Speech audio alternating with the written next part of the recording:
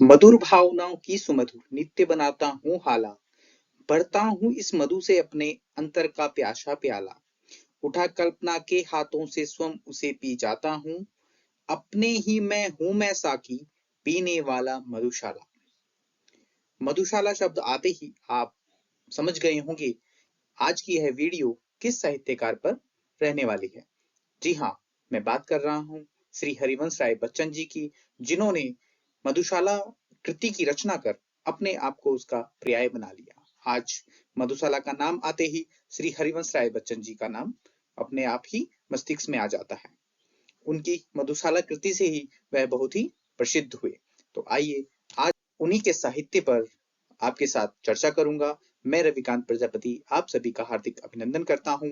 आज हम हिंदी साहित्यकार के अंतर्गत हरिवंश राय बच्चन जी के जीवन परिचय, साहित्य परिचय और उनके पूरे जीवन में जो उन्हें पुरस्कार और सम्मान मिले हैं उसका वर्णन करेंगे।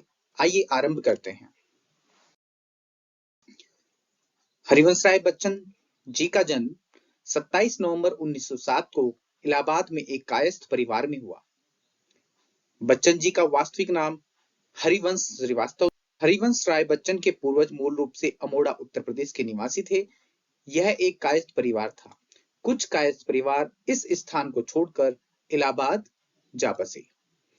इनके पिता का नाम प्रताप नारायण श्रीवास्तव तथा माता का नाम सरस्वती देवी था। इनको बाल्यकाल में बच्चन कहा जाता था, जिसका शाब्दिक अर्थ होता है बच्चा या संतान। बाद में ये इसी नाम से प्रसिद्ध हुए। सभी जानते हैं कि हरिवंश राय बच्चन जी का जन्म 27 नवंबर 2007 को इलाहाबाद में हुआ। इलाहाबाद में होने का एक मूल कारण ये है कि जो इनके परिवार जन थे वो कायस्थ परिवार से संबंध रखते थे और कायस्थ परिवार अमोड़ा उत्तर प्रदेश के निवासी थे, परंतु कुछ परिवार इलाहाबाद में स्थानांतरित हो गए और उसी के बाद हरिवंश राय बच्चन जी का जन्म हुआ। इनके पिता का नाम श्री प्रताप नारायण श्रीवास्तव और माता का नाम सरस्वती देवी था। बच्चन कहे जाने के पीछे इनका प्रेम दुलार था, जो माता पिता इन्हें प्यार से बुलाते थे। इनकी शिक्षा के विषय में बात करते हैं तो उन्होंने कायस्थ पाठशाला में ही उर्दू और हिंदी की शिक्षा ग्रहण की। उसके बाद उन्होंने इलाहाबाद विश्वविद्यालय में अंग्रेजी में स्नातकोत्तर एमए किया और तत्पश्चात इंग्लैंड में कैम्ब्रिज विश्वविद्यालय से अंग्रेजी साहित्य के विख्यात कवि W.B. यीट्स की कविताओं पर शोध कर पीएचडी धारण की। आपको ये बात जानकर हैरानी होगी कि इन्होंने अपनी पूरी शिक्षा अंग्रेजी में की। उन्होंने स्नातकोत्तर अंग्रेजी विषय में किया, पीएचडी भी अंग्रेजी कवि की कविताओं पर। इनके परिवार के संबंध में यदि हम बात करें तो 1926 वर्ष में 19 वर्ष की आयु में ही इनका विवाह श्यामा बच्चन जी के साथ हो गया, जो उस समय मात्र 14 वर्ष की थी। 1936 में टीबी रोग होने के कारण श्यामा जी की मृत्यु हो गई। 5 साल पश्चात 1941 में हरिवंश राय बच्चन जी ने एक पंजाबन स्त्री तेजी सूरी से विवाह किया, जो रंगमंच और गायन से जुड़ी हुई थी। तेजी सूरी जी से इनको 2 पुत्र हुए, एक अमिताभ बच्चन जी और दूसरे अजिताभ बच्चन। यहाँ पर आप इनके परिवार की एक पिक्चर देख रहे हैं, जिसमें अमिताभ बच्चन जी एक प्रसिद्ध अभिनेता हैं और अजिताभ बच्चन जी ये इनके 2 पुत्र हुए। उसके बाद ये हरिवंश राय बच्चन जी और ये तेजी सूरी। इस प्रकार आप बच्चन परिवार को देख रहे हैं। इसके साथ साथ हम आगे बात करते हैं इनके कार्य क्षेत्र की। इलाहाबाद विश्वविद्यालय में अध्यापन का कार्य किया इन्होंने। उसके बाद आकाशवाणी में प्रोड्यूसर भी बने। 1955 में विदेश मंत्रालय में हिंदी विशेषाधिकारी के रूप में नियुक्त किए गए। 1966 में इन्हें राष्ट्रपति द्वारा राज्यसभा का सदस्य मनोनीत किया गया। बच्चन जी हिंदी के सर्वाधिक लोकप्रिय कवियों में अग्रणी हैं। आपको बता दें कि हरिवंश राय बच्चन जी छायावादी कवि होने के साथ साथ हालावाद के प्रवर्तक भी माने जाते हैं, जो 1933 से 1936 तक की समय सीमा हालावाद की कही जाती है। हालावाद आखिरकार नामकरण रामेश चंद्र अचल ने किया, परंतु इनके प्रवर्तक हरिवंश राय बच्चन जी माने जाते हैं। जो इनकी सबसे प्रसिद्ध कृति है मधुशाला, उसको लेकर ही इनको हालावाद का प्रवर्तक माना जाता है। 2002 की सर्दियों के महीने से उनका स्वास्थ्य बिगड़ने लगा। 2003 की जनवरी से उनको सांस लेने में दिक्कत होने लगी, कठिनाइयां बहुत ज्यादा बढ़ने लगे, जिसके कारण 18 जनवरी 2003 को सांस की बीमारी की वजह से मुंबई में उनकी मृत्यु हो गई। इस प्रकार पूरा संघर्षमय जीवन अपने परिवार के साथ साथ एक कवि होने का दायित्व उन्होंने परिपूर्णतः निभाते रहे। इसी के साथ साथ हम इनके साहित्य में योगदान की यदि बात करें तो उनका जो पहला काव्य संग्रह तेरा हार 1932 में प्रकाशित हो गया।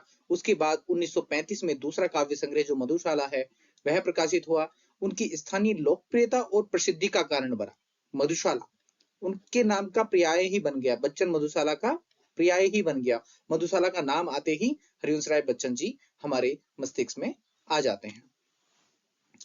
इन दोनों काव्य संग्रह के अतिरिक्त उनके 2 दर्जन से अधिक अन्य काव्य संग्रह प्रकाशित हुए। कविताओं के अलावा उनकी आत्मकथाएं और उनके अनुवाद भी हिंदी में उनके स्थायी यश कृति का कारण बने।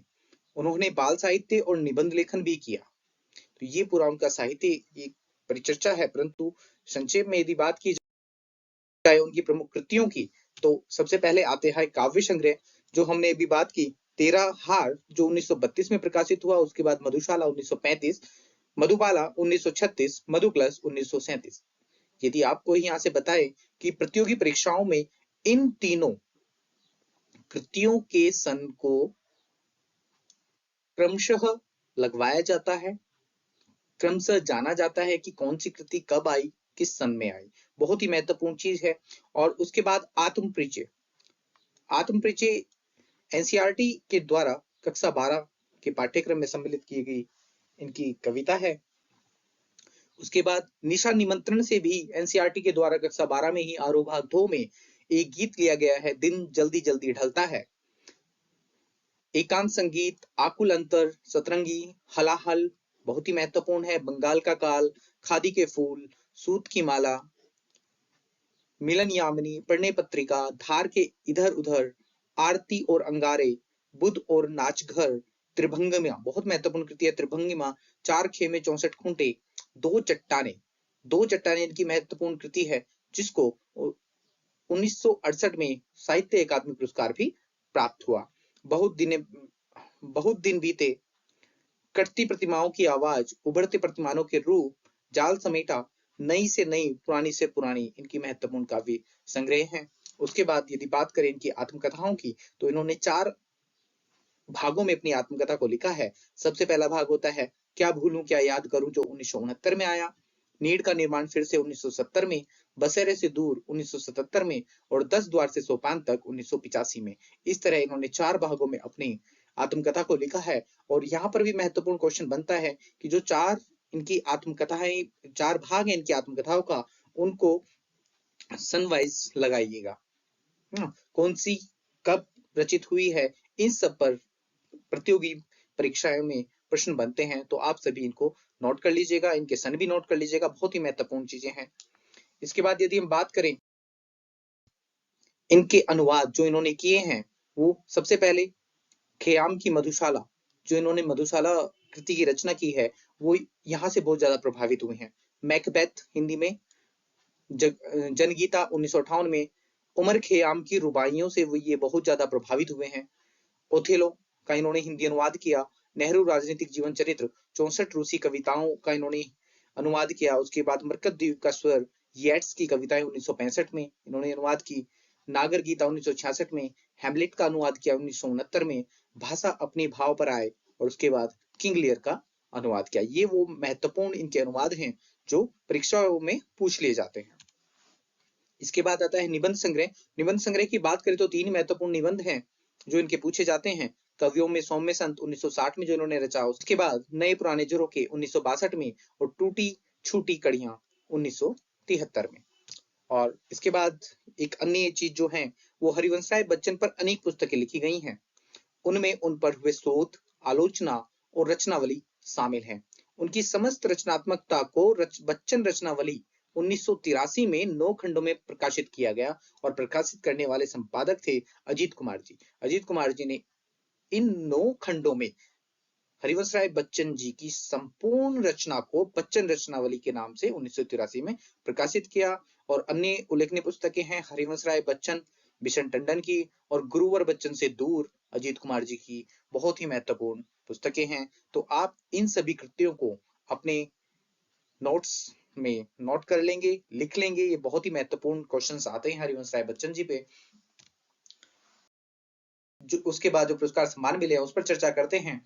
उनकी कृति दो चट्टानों को, अभी मैंने बताया था, दो चट्टानों को 1968 में हिंदी कविता के द्वारा साहित्य अकादमी पुरस्कार प्राप्त हुआ।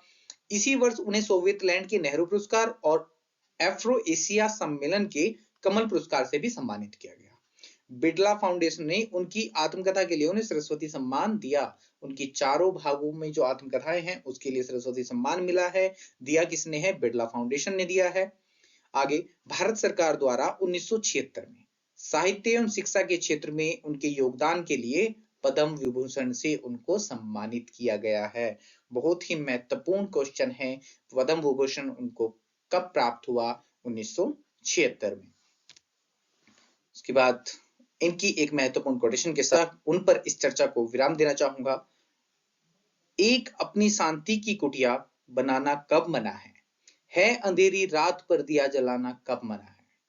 मतलब आज की इस भौतिकवादी दुनिया में हमारे मन में अनेक भौतिक संसाधन के कारण अशांति फैली हुई है, परंतु उस सब का कारण कहीं ना कहीं हम ही होते हैं। तो उसी के लिए हरिवंश राय बच्चन जी की क्वेश्चन बहुत अच्छी आपको प्रेरणादायक साबित होगी कि हम स्वयं उन सब से छुटकारा पा सकते हैं।